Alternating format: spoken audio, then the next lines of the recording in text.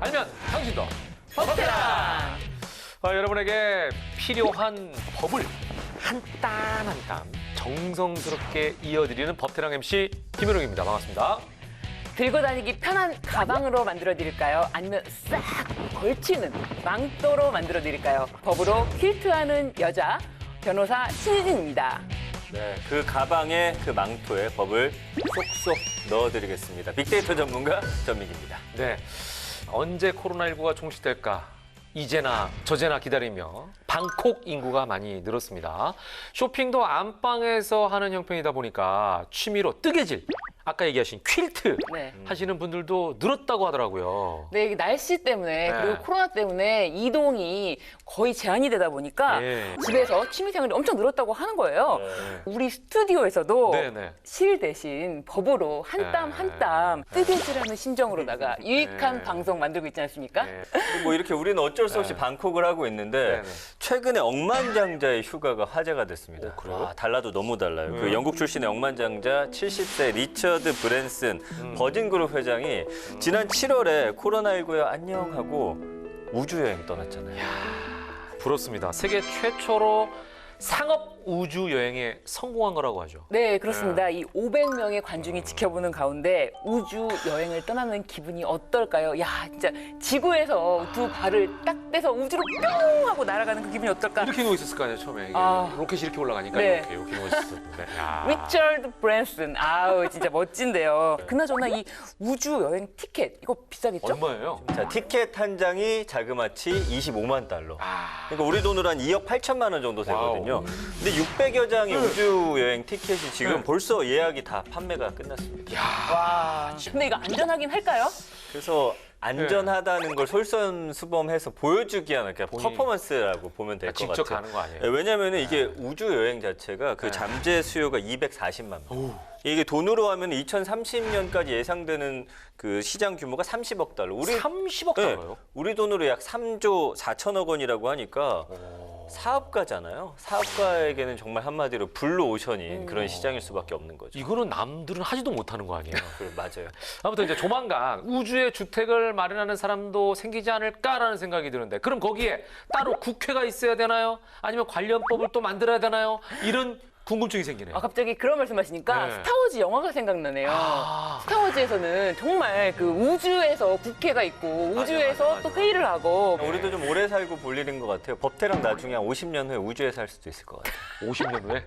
살아계실 50년 후면은 난 살아있을 것 백세인데? 같은데. 본인 나이만 계산하는 거 아니에요? 미안. 네, 우리도 좀 계산해 주세요. 예.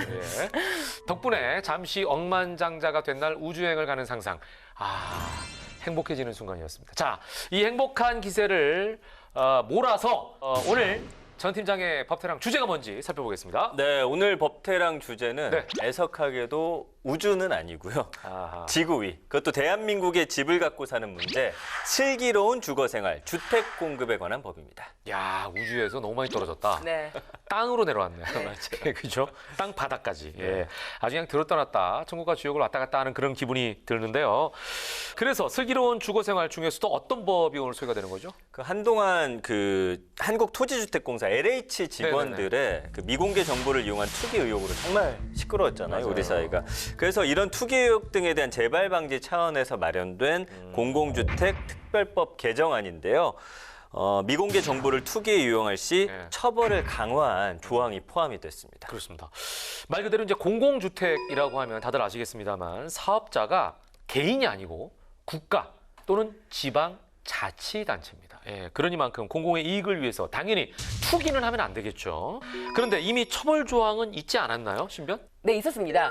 현행법에서도 공공주택 사업자의 종사자 또는 종사했던 사람이 업무 처리 중에 알게 된 지구 지정 관련 정보를 누설하고 목적 외 사용을 금지하고 있는데요. 예. 처벌 규정도 있어요. 네. 5년 이하의 징역 또는 네. 5천만 원 이하의 벌금형으로 규정되어 있었습니다. 그렇군요. 아니 근데 막을 수 없는 이유가 뭐예요? 그 벌금보다 더 차익이 많이 남아서 그런 건가요? 네, 그럴 수도 있었는데요. 그렇지. 또 하나의 빈틈이 있었어요. 그래요?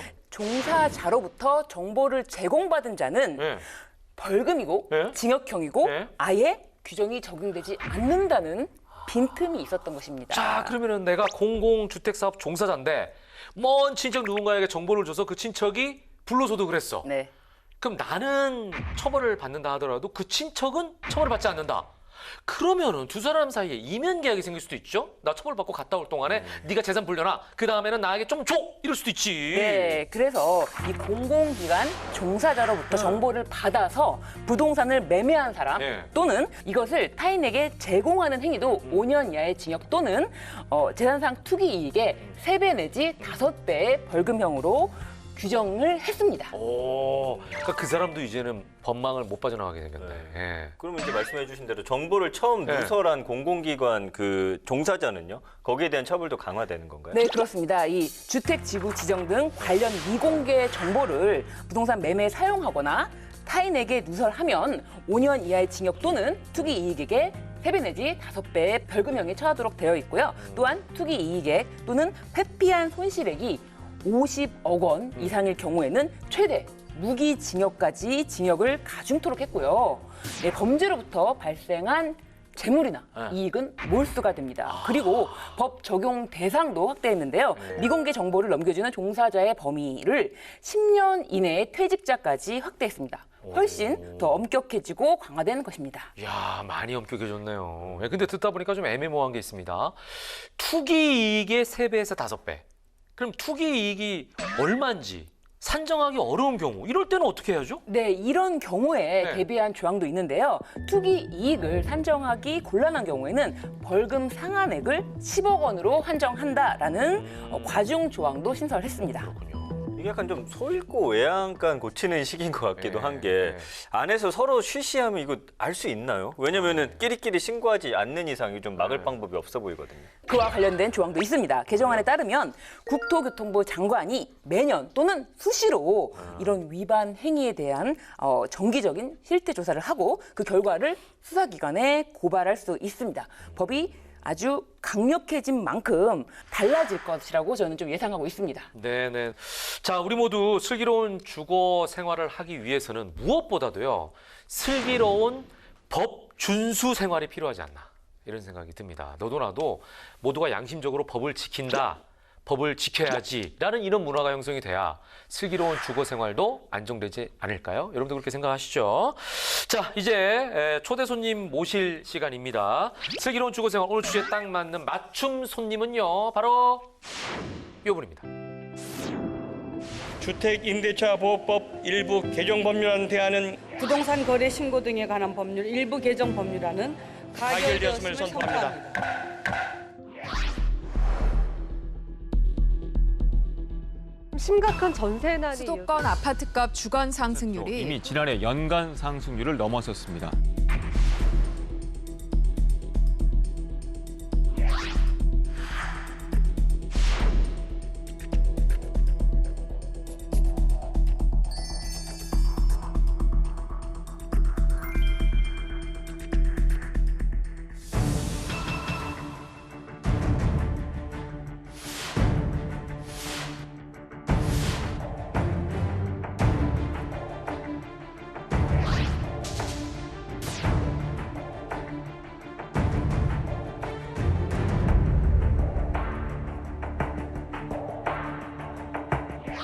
전임 LH 사장으로서 현재는 주무부처 장관으로서 포괄적이고 도의적인 책임을 느끼고 계십니까? 어떻습니까? 주무부처 장관으로서 이 부분에서 무거운 책임감을 느끼고 있습니다.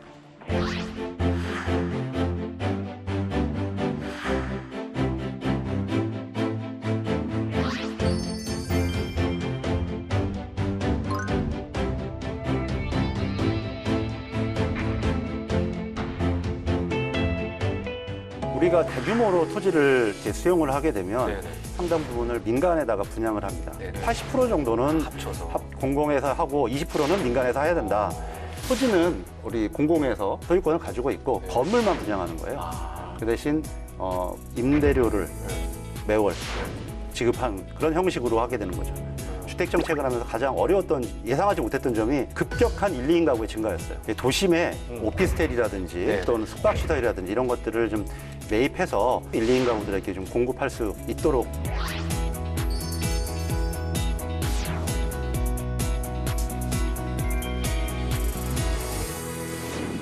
국민을 대신해 국회에서 열심히 뛰는 국민의 아바타 박바타. 네, 박상혁 의원님 나오셨습니다. 어서 오십시오. 반갑습니다. 네, 반갑습니다. 네. 쑥스럽습니다. 예.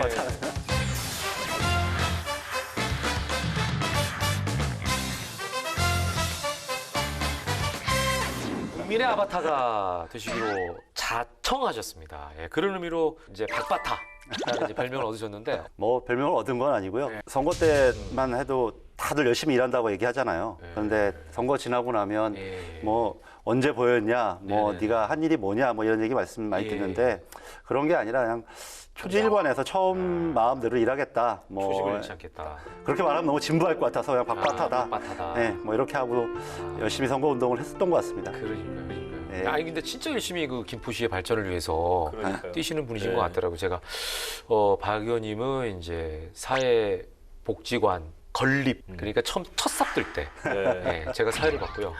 김포시 홍보대사는 아니세요? 홍보대사입니다. 정말요? 김포시 홍보대사. 어머. 그래서 이제 너무 열심히 하셔서 보기가 참 좋았습니다. 또 김포에서는 김포의 이서진이다. 네, 이런 나무 자칭하고 별명도 다녔죠. 이미지가 있어요. 있는데 딱 보셔도 그렇게 생기진 않았는데 네. 딱 호감이 그 선거 때 있구나. 사진을 하나 찍었는데 사진이 약간 이렇게 약간 요 부분이 비슷하게 나온 것 같아요. 네. 그래서 어떤 시장을 갔는데 아주머님이 그런 얘기를 하시길래 아 이때다 싶어서 마구 떠들고 다녔습니다. 자, 살이 빠져서 그런가? 이서진을 닮았다며.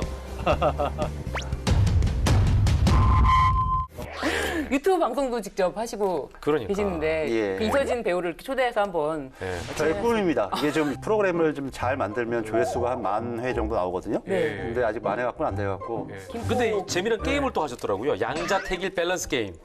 그러니까 이게 이제 두 개 중에 하나를 선택하는 예, 거잖아요. 말 그대로. 유행이라고 하더라고요. 굉장히 이상형 어렵습니다. 월드컵 같은 거잖아요, 이게. 예, 그죠? 굉장히 어렵습니다. 맥주, 소주. 자, 지금 해결이 더 시급하다고 생각하는 사회 문제는 교육 문제일까요? 빈곤 문제일까요? 빈곤 문제잖아요. 먹고 사는 것만큼도 시급한 문제가 있어요. 그래서 저희도 한번 저 의원님께 한번 해보겠습니다. 워밍업부터 한번 해볼게요. 예, 유재석 대 김현욱. 아, 당연히 김포시 홍보대사 김현욱입니다. 의리셔. 유재석 씨 만나본 적도 없는데. 관계성이 중요해. 그러면 변호사 대 국회의원. 국회의원. 와. 그래요? 변호사도 하셨잖아요. 뭐 국회 변호사님도 계시고 저도 변호사를 했는데 이 변호사도 예. 굉장히 감정 노동의 직업입니다. 굉장히 이 그렇죠, 국회의원도 물론 굉장히 어려운 일이고 뭐 막중한 책임감이 있는데 그래도 제가 스스로 제 이름을 걸고 더 책임감 있게 활동할 수 있는 공간이지 않나 뭐 이런 생각을 하고 있습니다. 이게 제일 어려울 것 같은데요. 소상공인법 대 주택관련법. 네, 이건 주택관련법. 아, 그래요? 이유가 뭐죠? 근데 거의 뭐 지금 고민 안 하고 대답하셨어요. 물론 최근에 이제 코로나 때문에 예. 이 상공인들이 너무 어려우신 것도 제가 알고는 있는데 예. 주택관련법이라는 것은 대한민국에 있는 모든 사람이 다 해당되는 문제이지 않겠습니까? 훨씬 그래서 범위가 넓으니까. 예, 그래서 예. 주택관련법이 예. 명백하게 그렇죠. 또 소상공인법도 굉장히 중요합니다. 지금 특히 중요하지만. 며칠 전에 제가 예. 전화 받았는데 막 우시더라고요. 이 코로나 때문에 이거 어떻게 되냐고. 너무 마음이 굳이 이제 아팠습니다. 두 개 중에 범위가 좀 넓으니까. 예. 예. 자, 이제 국토위 소속이시잖아요, 그죠? 예. 근데 이제 변호사 출신이시면서 법사위가 아니라 국토위에 지원하신 어떤 특별한 이유가 있습니까? 예, 뭐 아시는 것처럼 이 법사위는 굉장한 격돌의 현장이죠. 저는 격돌의 현장보다는 이제 국토위라는 데가 여러 가지 일을 다룹니다. 그러니까 부동산 정책과 교통 정책을 다루는데 김포라는 곳이 완성되어 가고 있는 도시이기 때문에 이 문제가 가장 해당 상임위예요. 광역교통 문제, 그다음에 주거 정책을 완성하는 문제에서 여기를 좀 선택을 하게 됐고 당에서 좀 받아주셔서 일을 하고 있습니다. 네. 법사위 같은 경우는 너무 이 갈등이 많아요. 근데 지금 하시는 일도 워낙 뭐 굵직굵직한 일들을 해야 되는 그런 그 상임위원회잖아요, 그죠? 예, 그러다 보니까 오늘 주제 법도 사실은 굉장히 좀 고난도. 어떻게 잘 설명을 해드릴지 모르겠습니다. 고난도고 국민들의 실질적인 삶과 딱 연결이 되어 있는 그런 법들이라 오늘 얘기가 좀 깊이가 있을 것 같아요. 자, 부동산 관련 정책에 대해서 지금부터 본격적으로 얘기해 볼 텐데 국토위 소속 박상혁 의원님을 모셨으니까 오늘의 주제 슬기로운 주거생활 그와 관련된 법안들을 살펴보겠습니다. 차트 준비됐죠? 네, 차트로 준비해봤습니다. 박상혁 의원님의 슬기로운 주거생활 집. 네. 첫 번째 법안입니다. 번째.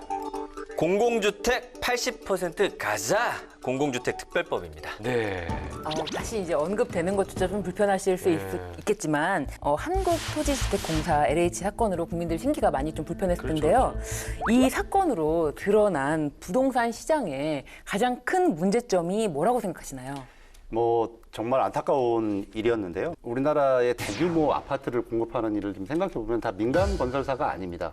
땅을 대규모로 수용을 해서 그렇죠. 그거를 가지고 분양을 한다든지 뭐 임대주택을 짓는다든지 이런 건데 결국 그 땅을 어디에 수용할지 뭐 어떤 데를 대규모 신도시로 할지 이걸 결정하는 것은 LH거든요. 근데 거기 계신 분들이 자신들의 그 내부적인 정보, 지위를 이용해서 이런 부분들에 대해서 땅을 사놓고 땅값이 올라가면 이런 걸로 큰 이득을 보는 그런 이 투기 수요를 어떻게 하면 억제할 것인가, 뭐 100%를 다 컨트롤할 수 없더라도 이런 문제들을 어떻게 해결할 것인가 가장 중요한 문제라고 저는 생각합니다. 예. 저희가 앞서서 투기 관련 처벌 조항에 대해서는 이제 얘기를 좀 나눠봤는데요. 처벌이 이제 근본적인 대책이 될 수는 없다라는 생각을 하실 거예요. 우리 저 박 의원님만의 공공주택 특별법은 어떤 내용입니까?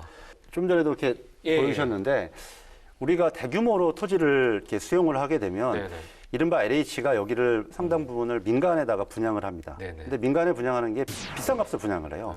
민간 건설사들은 물론 저기 건설비 뭐 상한가가 있긴 하지만 당연히 비싼 값으로 아파트를 분양을 하게 되고 그러면 이 아파트 가격이 올라갈 수밖에 없다라는 거죠. 그래서 저는 일정 정도 이상 지금도 하고는 있습니다만 공공 임대 아파트를 더 높게 하고 또 공공 분양 아파트들도 더 많이 해서 왜냐하면 이거는 아시는 것처럼 이 땅값은 수용을 하기 때문에 LH가 싼 가격으로 해요. 근데 싼 가격으로 해놓고서 자기들은 비싼 값으로 민간 건설사에 판다라는 거죠. 이익이 많이 남으니까. 그렇죠. 그거는 적절치 않다고 생각합니다. 그리고 이제 비율이 중요하잖아요. 그죠? 비율이요. 그래서 이제 공공 임대 같은 경우는 50% 이상, 그다음에 공공 분양 같은 경우는 30% 이상. 그래서 80% 정도는 합쳐서 공공에서 하고 20%는 민간에서 해야 된다. 왜 그러냐면 민간 건설사들은 큰 대기업이기 때문에 자신들이 할 수 있는 땅을 살 수 있는 역량들이 있습니다. 거긴 그렇게 맡겨야 되고 실질적으로 제가 통계도 내보니까 민간 건설사들이 그렇게 해서 자신들의 재력으로 또는 은행에서 돈을 빌려서 이렇게 공급하는 양이 상당해요. 현행은 이제 50%였는데 30% 더 상향하자 이런 말씀이신 거고. 그러면 이제 공공주택 비율을 50에서 80%로 올린다. 그럼 또 여러 가지 문제점들 분명히 제기할 거란 말이죠. 뭐 예를 들면은 주택의 어떤 품질이 떨어질 거다. 아니면은 민간 주택 주변에 있는 가격이 오히려 올라갈 거다. 뭐 이런 이야기들 하는데 이런 의견들에 대해서 어떻게 생각하세요? 그러니까 최근에 많이 좋아졌습니다만 예전에 좀 지었던 공공 관련된 이제 분양이나 임대가 좀 좋지 않았잖아요. 만족스럽지가 않았죠. 이런 부분들은 좀 더 확실하게 LH가 책임을 지고 해야 될 것이고요. 지금도 공공 분양 아파트 같은 경우는 시공은 민간 건설사들이 합니다. 그러니까 결국 품질이 안 좋다라고 하는 것은 건설할 때의 시공이 불량하다는 거잖아요. 그런데 그렇지 않고 시공사들이 민간에서 하기 때문에 그런 부분들을 어떻게 관리 감독하느냐에 저는 문제라고 생각을 합니다. 민간 아파트가 오히려 공공주택이 많아지면 가격이 오를 것이다. 이 부분에 대해서는 어떻게 하세요? 뭐 근데 그런 부분들은 시장의 원리에 좀 작동되는 부분들이 좀 충분히 있다고 생각을 하고요. 또 민간 아파트들 같은 경우 분양가 상한제를 통해서 어떤 정도를 일정 정도 캡을 씌워놓게 되면 뭐 충분히 작동할 수 있겠고 우리가 모든 것을 100% 만족할 수는 없다고 생각해요. 근데 우리가 공공이라고 하는 땅을 값싸게 수용한 것은 무주택자나 서민들을 위해서 활용되어야 되는 거지 이 정책 하나로 모든 것이 다 완벽하게 될 수는 없겠죠.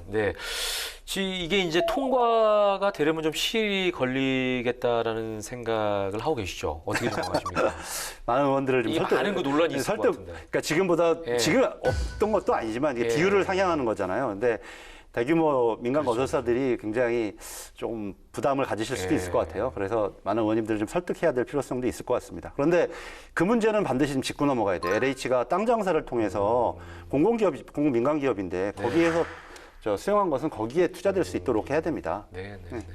원칙적으로는 참 맞는 말씀이신데 지금 이런 게 참 어려울 것 같아요. 예. 민간 건설 업체도 사실은 이익을 남겨야 되니까 뛰어들 수밖에 없는 상황이에요. 민간 건설사들은 자기들의 예. 자본력이 있으니까 땅을. 근데 이제 기왕이 뭐 LH에서 사면 싸니까. 싸니. 예, 이제 그런 부분들이 참 이 구조를 어떻게 선순환하게 만드느냐 여기에 대한 고민이 좀 뒤따라야 될 것 같다는 생각이 듭니다. 자, 두 번째 법안으로 넘어가겠습니다. 슬기로운 주거생활 두 번째 법안은 뭐죠? 네, 두 번째 법안은요.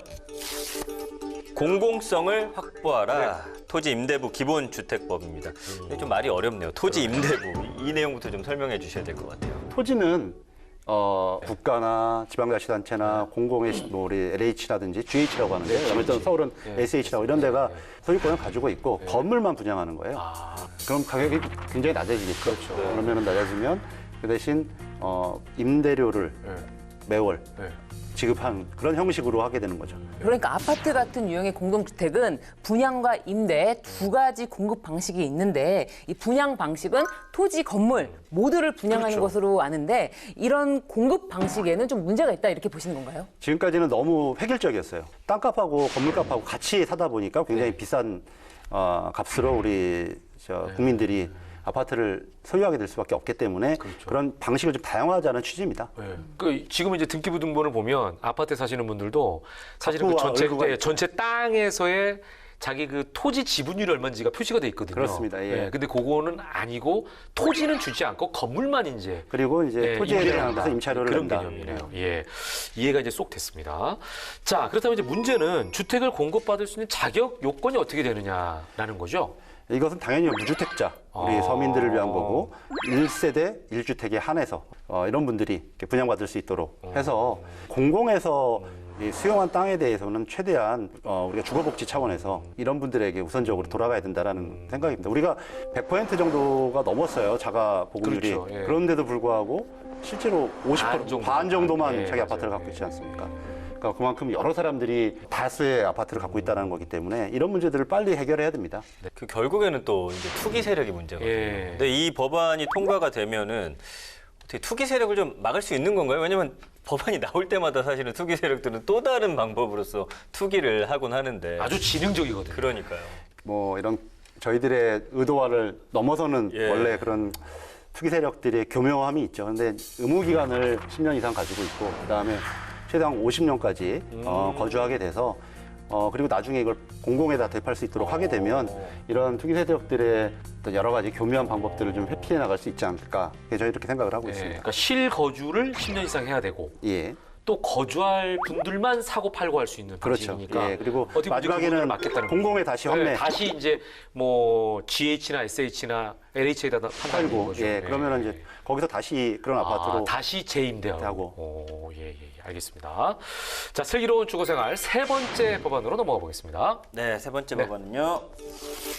나홀로 조객에도 집을 다오 공공주택 특별법입니다. 이미 작년 8월에 국회를 통과했습니다. 예, 이거 통과된 법입니다. 그러네요. 네. 이 나홀로족, 식당에도 나홀로족이 정말 많고 뭐 1인 가구가 정말 빠르게 늘고 있는데요. 실제 1인 가구 또는 2인 가구 비율이 얼마나 되나요? 저도 2인 가구인데요. 우리가 이제 2018년 기준으로 제가 보니까 57.4%가 1, 2인 가구라고 이렇게 나와 있는데 37년까지는 보면 통계청 추산으로는 한 69%가 되는 추세지 않겠습니까? 70% 가까이가 1, 2인 가구네요. 그렇죠. 아마 여기 계신 분들도 주변에 여기 2인 가구. 저도 2인 가구입니다. 저는 4인 가구. 예. 근데 우리 저는 3인 가구. 3인 가구. 그런데 이제 계속 이런 추세들은 더 확장되고 상향될 거라고 생각을 하기 때문에 그리고 작년에도 저희들이 주택 정책을 하면서 가장 어려웠던 예상하지 못했던 점이 급격한 1, 2인 가구의 증가였어요. 저도 깜짝 놀란 게요. 식당 가면은 예전에는요 혼자 밥 먹으러 가면 처량하고 왠지 없어 보이고 혼술하는 그래서 사람. 예, 혼자서는 밥을 먹을 생각조차 안 했거든요. 그럼요. 예. 요즘에 가면 벽 보고 밥 먹는 사람들 되게 많습니다. 저는 혼자 식당 가서 삼겹살부터 먹습니다. 이건 좀 심해요. 혼자 앉아가지고 삼겹살 먹는 건 너무 심해. 극강의 이제 강심장이시고. 자, 1, 2인 가구 골고루 아마 좀 늘고 있는 추세인 것 같은데 이걸 한번 좀 따져보겠습니다. 통계청에서 조사한 결과가 있죠, 전 팀장? 그러니까 1인 가구 연령대 규모를 좀 제가 살펴봤어요. 2019년 기준으로 전체 598만 가구 중에 청년층, 그러니까 20, 30대가 208만 가구고요. 그다음에 이제 중장년층, 40, 50대도 189만 가구. 노년층, 60대 이상이 201만 가구. 골고루네요. 그러니까 청년층, 노년층뿐만 아니라 중장년층도 상당한 구매. 전 세대에 이제 걸쳐서 1, 2인 가구 많다는 거고, 게다가 이제 1인 가구 주거 형태를 보면 자가가 34%, 그다음에 전세 16%, 월세가 42%거든요. 그러니까 향후에 뭐 소형 아파트 임대라든지 오피스텔 임대 수요가 좀 증가할 수밖에 없는 그런 구조가 아닌가 싶습니다. 그러네. 네, 이렇게 1인 가구가 다양한 연령대로 늘어나는 추세니까 정부에서도 수도권 주택 공급 기반 강화 방안을 통해서 1인 주거 활성화 방안을 마련한 걸로 아는데요. 1인 가구를 위한 주택 공급 상황, 이게 부족한가요? 어떤가요? 굉장히 부족하죠. 그리고 지금 말씀하신 거는 뭐 큰 틀에서 말씀하셨는데 우리가 비주거 형태, 예를 들면 고시원, 반지하, 하숙, 반지하, 뭐 비닐하우스 이런 데도 있단 말이죠. 이런 데서 거주하고 있는 사람들도 빨리 개선을 하지 않으면 안 되는 상황이라고 저는 생각합니다. 서울 같은 경우 구룡마을 같은데. 그렇죠. 예. 굉장히 아직도 많습니다. 그러네요. 자, 그러면은 1, 2인 가구 인들이 거주할 주택을 위한 공공주택 특별법 핵심 내용만 좀 짚어주시죠.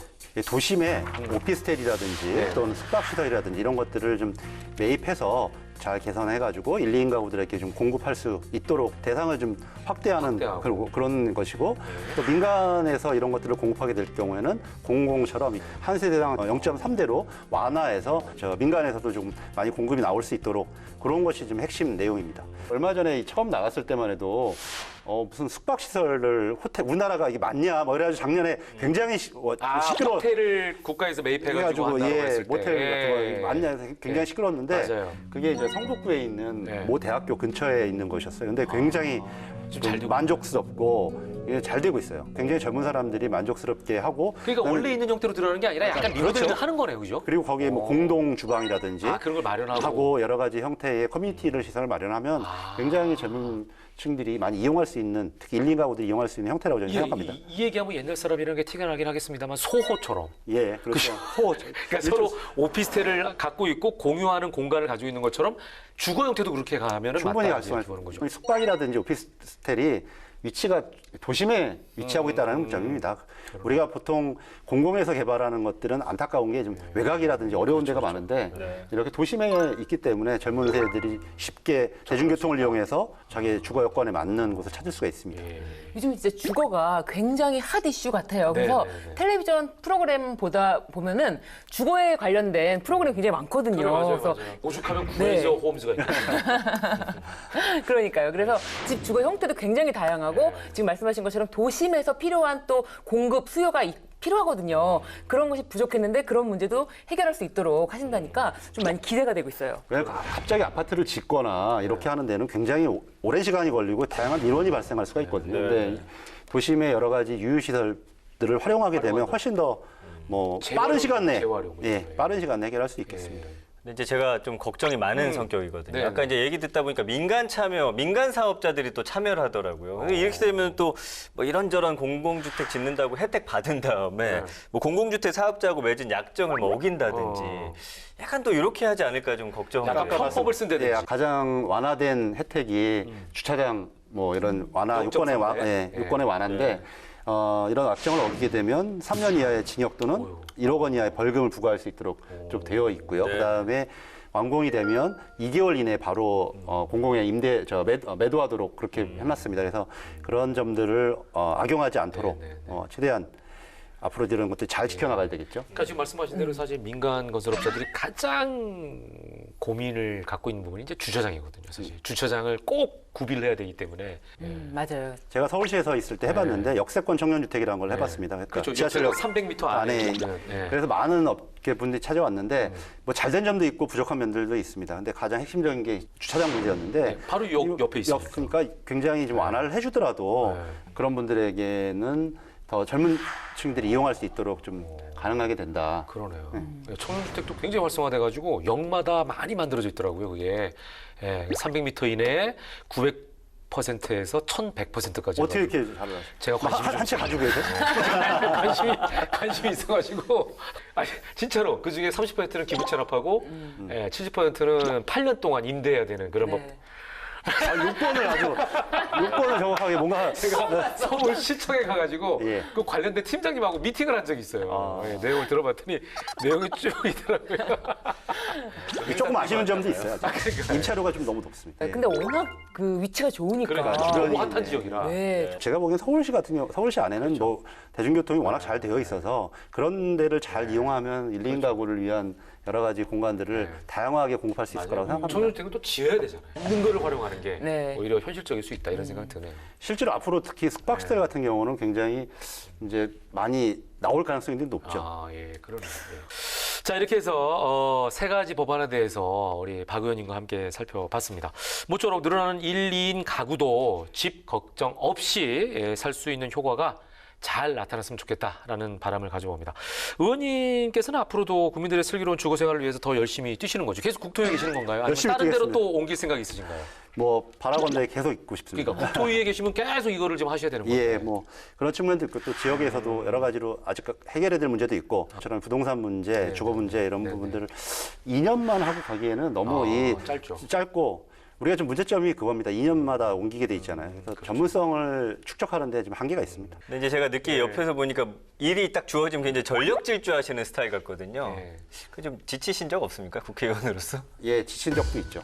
제가 선거 끝나고서 2020년에 선거 끝나고 나서 2주 정도 당선 인사를 했어요. 그러니까 선거 기간이 2주니까 당선 인사도 2주 해야 된다. 근데 사실은 끝나고 나서 어떤 선배 의원님께서 좀 쉬지 그랬냐고 그러시더라고요.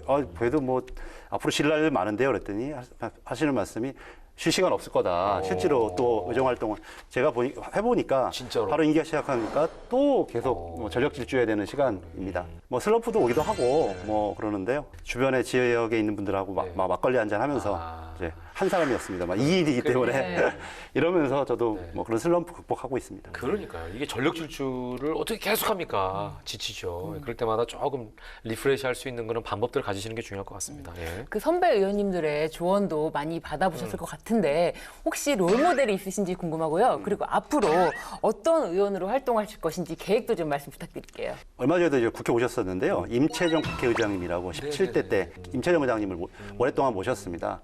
근데 제가 임채정 의장님을 굉장히 존경하는 이유는 뭐냐면 굉장히 냉철하세요. 특히 역사의식이나 철학 이런 부분은 냉철하신데 이거를 일을 풀어가는 방식은 굉장히 현실적이세요. 그렇기 때문에 저는 정치란 게 좀 그래야 되는 거 아닌가라는 생각이 듭니다. 그만큼 일이 어려울수록 풀어가는 방식은 굉장히 현실적이고 5발 못 나가더라도 1발, 2발 나갈 수 있는 방식을 찾아야 되는 게 아닌가라는 게 제가 그런 어른들을 보면서 그런 선배님들을 보면서 들었던 생각이거든요.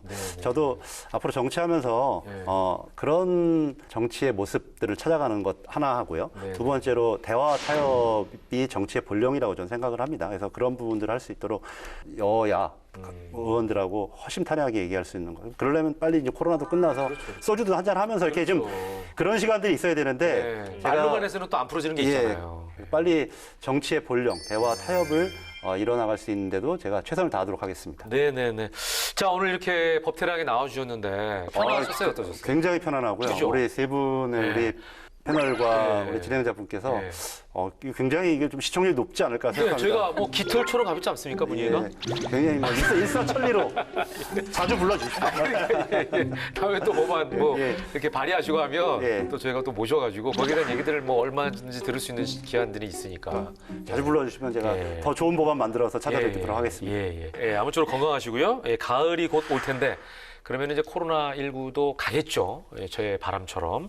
의원님의 활동이 국민들의 일상에도 아주 신선한 바람, 아주 시원한 바람, 건강한 바람으로 불길 저희도 바라겠습니다. 오늘 나와주셔서 고맙습니다. 예, 감사합니다.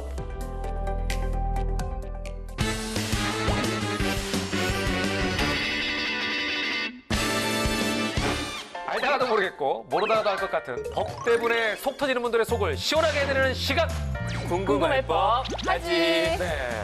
자, 사람은 말이죠. 궁금한 게 있으면 누구한테 물어보느냐에 따라서 세대가 쫙 나뉜다라고 하는데요. 자, 제가 물어보겠습니다. 엄마한테 물어보면 유학입니다. 선생님한테 물어보면 어떤 성장일까요? 초등학생? 아. 초등학생 정도. 이때 선생님이 엄마보다 더 이렇게 많이 아시고 네. 더 이렇게 믿음이 가잖아요. 예. 그런데 그 시기를 지나서 사춘기가 되면 친구한테 물어보죠.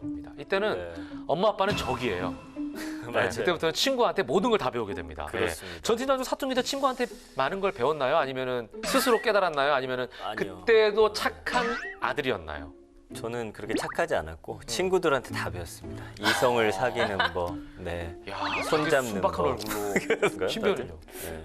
저는 친구들을 되게 선동하는 편이어가지고. 본인이 그랬을 것 같아. 그런데 이 40대가 넘어서면 누구한테 배우느냐? 바로 아내에게 모든 걸 배웁니다. 참 신기한 건 말이죠. 이 아내, 엄마라는 존재는 어떻게 이렇게 결혼하고 아이를 낳게 되면 이 모든 걸 다 알게 되는 거죠? 참 신기해요. 저는 뭐 다 물어본다고 보면 돼요. 아, 진짜? 이 법태랑도 아내가 오케이 해줬기 때문에 출연하는 제가 거예요? 하는 거예요. 대박. 누가 나오니? 김현우가 나와서 좀 약한데. 나를 허락해줬구나. 알아켜줬어요. 아, 재수 씨 한번 만나야겠네. 예. 그래서 저는 이제 신조가 두 여자의 말만 잘 듣자입니다. 예. 아내의 말, 내비게이션의 말. 그래야 방향을 잃지 않죠. 현명하시다. 예, 예. 현명하셔. 자, 그러나 아내도 모르는 게 하나 있습니다. 바로 궁금법. 궁금법은요, 저희 법태랑에게 꼭 물어봐 주시기 바랍니다. 자, 저희가 친절히 답해드리겠습니다. 오늘도 어떤 사연인지 함께 만나보시죠. 출발! 여보, 민기 아빠. 요즘 같은 시국에 당신 회사는 재택근무 안 하나? 재택근무 말이다. 또 와. 또 뭐가 불만이라서 아침부터 시비를 이렇게 끊어. 요즘 같은 시국에 돈까지 벌어오는데 자랑스러워 보이지 않나? 봐라. 이 큰 어깨 꽉 한번 기대봐라. 어깨 빠지는 소리 하고 있네. 당신 눈엔 자가 안 보이나? 아빠, 나 풀장. 엄마, 나 어프 수영하고 싶어. 어프. 이거. 자, 봐라. 오늘도 또 풀장 타령이다. 내서 막 감당이 안 된다. 그거 헛날 비대면 수업에 벌써 1년인기라. 게다가 방학 가져. 아이고, 막 기빨려. 엄마, 나 풀장 가고 싶어. 코로나19로 학교도 가는 둥 마는 둥 온종일 에너지 넘치는 8살 아들과 씨름해야 하는 엄마 유진 씨의 하루하루는 전쟁이 따로 없었습니다. 그러던 중 기발한 아이디어가 떠올랐죠. 아파트 개인 풀장. 따라라라라라라 난 좋아. 아들 어떤 너 아파트 풀장 마음에 드나? 야, 풀장이다. 신난다. 엄마 바닷가에 온 것 같아. 엄마 최고. 여기가 천국인기라. 아름들이 남을 그늘에 민기 니는 거기서 놀고 난 여기서 딱 쉬고. 진작에 내가 왜 이 생각을 못했지? 아이고 신통방통 내가 생각해도 기특하다 아이가. 엄마 친구들 불러도 돼? 태환이, 선우, 드레셀 걔들 다 물개. 나중에 올림픽 가서 금메달 딴대. 다 불러라. 까짓거 다 데리고 와서 수영도 하고 그렇지 뭐. 돈도 안 드는데. 아니 저게 뭐야? 아니 사모님 여기서 이러시면 어떻게 합니까? 엄마야 수도까지 호수로 이래 길게 연결해가지고 이거 아파트 단지 청소할 때 쓰는 호수 아니에요? 이 호수요? 저기 경비실 옆에 구렁이 멘치로 딱 노아리 들고 있던데요. 아저씨 풀장 어때요? 애들 즐겁게 노는 거 보니까 천국이 따로 없지요. 안 그래요 아저씨? 아이고 사모님 저 좀 살려주세요. 다른 주민들이 저한테 뭐라고 해요. 이러시면 안 됩니다. 사모님 자제해 주세요. 아파트 공용 공간에 아들 친구들까지 불러 간이 풀장을 설치한 유진 씨. 게다가 풀장의 물은 아파트 단지 내 공용 수도로 채웠는데요. 경비원이 말려도 소용이 없었습니다. 급기야 아파트 주민들의 민원에 참다 못한 입주자 대표까지 등장하고 말았습니다. 아니 애기 엄마 여기가 개인 사유지도 아니고 이게 무슨 짓인겨? 경비원 아저씨가 누차 말했다면서요. 품격 있는 아파트 더 해븐에서 이게 무슨 품격 없는 행동입니까? 뭐예요? 뭐 어쩌고 어째요? 아니 풀장 하나 쬐그만 거 갖다 냈다고 뭔 범미따령이야. 어려 죽을 품위. 우리 엄마가 품위가 없긴 없지. 와, 수영하자. 물이다, 물. 그 녀석! 아니 아들은 똑똑하고만요. 빨리 치워요. 지금 아파트 주민들 시끄럽다 저게 뭐 하는 짓이냐 인터폰에 불이 났거든요. 불이. 그리고 이 수도세 이거 어떡할 겁니까? 네? 당신이 뭔데? 뭔데? 당신이 입주자 대표예요? 뭐예요? 제가 입주자 대표입니다. 그러니까 지금 당장 치우라고 대표로 나온 거 아닙니까? 뭐? 입주자 대표? 지나다닐 때는 콧배기도 안 보이더니 이제 와서 입주자 대표다? 모르시나 본데요. 이럴 때 나타나는 게 입주자 대표예요. 몰상식하게 말이야. 뭐? 몰상식? 네. 몰상식하긴 좀 몰상식하네요. 그런데 이제 코로나19로 온종일 아이들 돌봐야 하는 엄마들 심정은 또 이해가 갑니다. 오죽하면 이런 아이디어를 생각했을까요? 네, 사실은 이제 아이 키워보면 방학 같은데 집에만 있기는 그 에너지 넘치는 아이들을 가둬둘 수가 없어요. 사실 평소 같은 뭐 도심 같은데 풀장이라든지 아니면 뭐 놀이공원도 마음껏 갈 수가 있는데 요즘에 이제 굉장히 조심스럽잖아요. 맞아요. 그러니까 아파트를 이렇게 개인적으로 자신이 결정해서 마음대로 사용할 수가 없는 건데 정말 그 입주자 대표 회의에서 결정을 해서 설치하는 경우 이런 경우는 가능할 수도 있습니다. 근데 그것도 좀 안 될 것 같네요. 아무래도 사람들이 모이니까 요즘 모이면 안 되잖아요. 이래저래 난국은 난국이네요. 그러네요. 저도 사실은 아이들 5살 배기들 갈 데가 없으니까 저는 이제 욕실에다가 조그만 거 요거 욕조 해놓고 물 해주면 그냥 둘이 앉아가지고 꽉 차요. 그러니까 안타까워 마음이. 제 마음이 미어집니다. 근데 이해는 돼요. 하지만 아파트 공용부문 무단 사용은 불법이죠.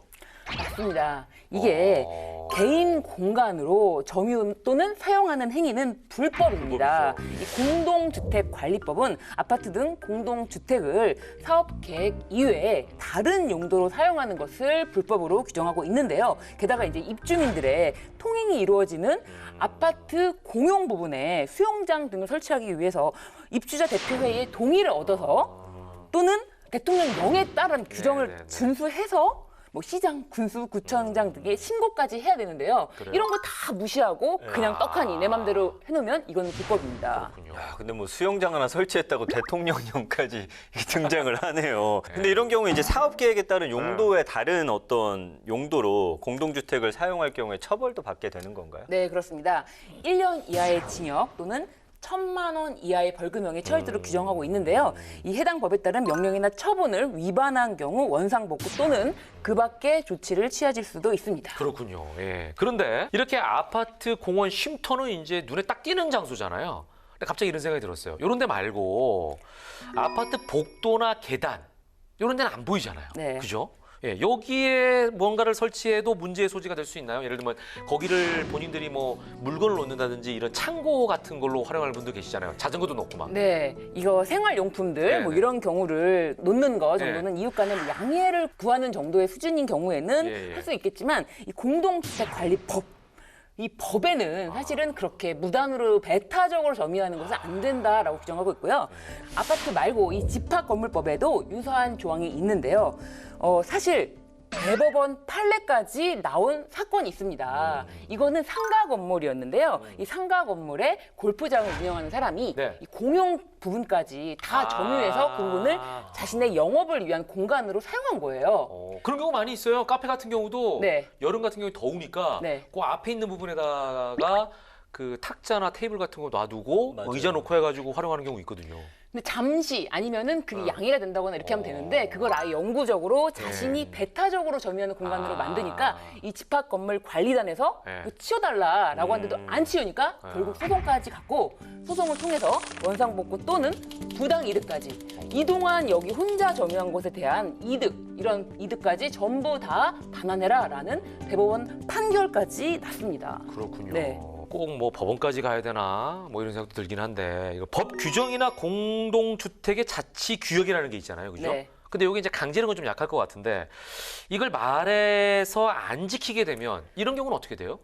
말이 안 되면은 법으로 가야 됩니다. 이것도 네, 또 그렇습니다. 민사로 가는 거예요? 네, 그렇습니다. 집합건물법이나 자치 규약, 뭐 법 규정 이런 게 있다고 할 때 지키지 않으면 어떻게 되느냐? 어쩔 수 없이 다시 법원으로 가서 민사적으로 해결해야 되는데요. 이 공동주택관리법은요, 또 공법의 성격이 있어서요, 행정청도 공적으로 개입이 가능한 법이 있습니다. 네네네. 아파트는 공동주택관리법이 적용되기 때문에 구청이나 이런 데서 행정청이 개입할 수 있는 여지가 있습니다. 그럼 우리 사례자처럼 이제 수영장을 어떤 아파트 공동 공간에다가 설치를 하게 되면은 그 기준과 절차에 따라 시장, 뭐 군수, 뭐 구청장에게 신고를 한다는 거잖아요. 그럼 이제 아까 그 공용수도 끌어다 썼는데 네네. 이건 어떻게 되는 거예요? 네. 물은 어떻게 될까요? 이것도 개인 물이 아니잖아요. 이 공용 물에 대해서 이거는 당연히 민사적으로 손해배상 청구를 해야 되겠지만 형사적으로도 문제가 됩니다. 이것도 절도죄에 해당될 수가 있어요. 그럼 설마 이 경우도 절도죄가 성립된다는 네, 거예요? 절도죄도 성립될 수가 있는데요. 수도, 그리고 이게 눈에 보이지 않는 것 같은 전기 있잖아요.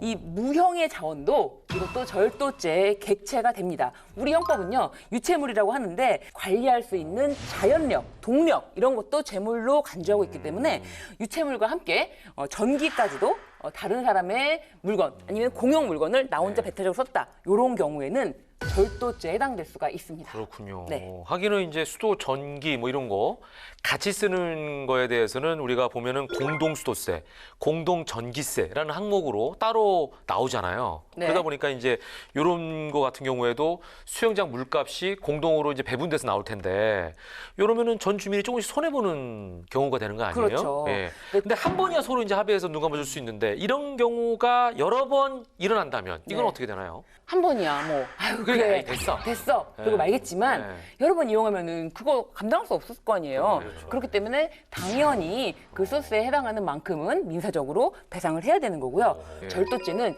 6년 이하의 징역이나 1,000만 원 이하의 벌금형으로 규정되어 있기 때문에 단순히 그냥 눈 감아준다고 넘어갈 수 있는 것도 아닌 거죠. 그러네. 네. 아, 그래도 이제 예. 법정 가기 전에 서로 좀 양보하고 그래가지고 합의하에 좀 해결하는 게 좋을 것 같아요. 예. 예. 아파트가 참 살긴 편한데 네. 공동주택이다 보니까 이런 문제점들이 생기네요. 조금씩 양보해야 되잖아요. 맞습니다. 아 나도 지나가다가 그냥 배터리가 없어가지고 아무데나 쑥 꽂아가지고 쓰고 그랬는데 그건 안 되겠네. 살짝 쓰고 그런 적이 있어요. 배터리가 하도 없어가지고. 맞아요. 그 나와 있는 그 콘센트 같은 거 있잖아요. 지하철에서요. 네, 그런 그런 거 거는 그런 거 괜찮아요? 네, 아무래도 시민들의 편의를 위해서 설치해 놓은 설치를 거니까? 설치했다라고도 볼 수 있고 그런 정도는 양해가 되었다라고 볼 수 있기 때문에 근데 아파트 괜찮습니다. 주차장에도 있잖아요. 아파트 주차장에 있잖아. 그런데도 아파트 쓰고. 주차장에서도 그게 사회 통념상 이 정도의 이용은 용인할 해도 수 된다. 있다. 그런 경우에는 야, 괜찮습니다. 그러니까 너무 심하게 이거를 알면서도 네. 하면은 절도다. 네, 그렇습니다. 예, 어느 정도 허용되는 범위 내에서 네. 해야 된다. 양심적으로 이렇게 생각하시면 되겠네요. 자, 도시로 갈수록 공동주택 공용 공간이 많아집니다. 예, 무엇보다도 법이 적용되기 전에 함께 사는 에티켓을 지켜줘야 이웃이라는 말도 사라지지 않을 것 같네요. 명심하시기 바랍니다. 자, 이렇게 궁금법까지 달려서 와 봤습니다. 예, 저희가 한 땀 한 땀 이어드린 오늘의 법 이야기 만족하셨습니까? 이러다가 시청자 여러분도 법의 달인이 되시는 거 아닌가 이런 생각을 해봅니다. 아, 그렇게 된다면 얼마나 좋을까. 근데 1회부터 쭉 보신 분들은 지금 약간 달인 냄새가 나고 있어요. 그래서 억울한 일 당할 때 아니면 힘없고 도움이 필요한 분들 조금이라도 돕는 일에 사용이 된다면 저희는 뭐 더할 나위 없을 것 같아요. 그러니까요. 그런데 제가 또 얼마 전에 예. 굉장히 충격적인 뉴스를 봤는데요. 뭐예요? 불법으로 사들인 청약 통장으로 예. 무려 아파트 88채의 분양권을 사들여서 예. 수십억 원을 챙긴 브로커 일당이 경찰에서 수사 중이라는 뉴스를 봤는데요. 와. 정말 어마어마하지 않나요? 그러니까 청약통장으로 아파트 분양권을 받은 뒤에 되팔아서 프리미엄을 얻는 거 얘기하는 거 아니에요? 네. 네, 이렇게 어쨌든 붙잡힌 브로커 일당은 그 수준을 좀 넘어서는 것 같아요. 그러네. 왜냐하면은 위장 결혼, 이혼, 그다음에 뭐 각종 편법 동원해서 다자녀 가구 특별공급에 청약 놓고 당첨된 그런 사례도 있더라고요. 이런 부정 청약은요. 네네. 일단은 당첨자가 거기 살기도 해요. 심지어. 그렇기 때문에 요거 자체가 뭐 사기에 바로 직접적으로 적용된다고 보기는 어려울 텐데 주택법에서 이런 경우 3년 이하의 징역 또는 3천만 원 이하의 벌금 그리고 부당 이득에 따라서 벌금이 추가되도록 규정하고 있습니다. 야, 역시 마무리는 법태랑의 변호사 신변입니다. 예. 사실 이런 편법을 이용하는 분들은 이미 이걸 알고 있을 거예요. 이 정도 규정에 이렇게 법적으로 처벌을 받는다는 것까지 알면서도 미꾸라지처럼 빠져나갈 거예요. 예. 예, 법망을 미꾸라지처럼 빠져나가며 오히려 법을 이용해서 부당이익을 취하는 이런 행위는 안 됩니다. 제가 오늘은요, 드라마 명대사로 마무리를 할까 합니다. 법을 꿰뚫는 자의 편법이 법에 무지한 자의 위법보다 위험하다. Very dangerous. 예, 이걸로 마무리를 해보겠습니다. 다 같이 외치죠. 알면 당신도 법대랑.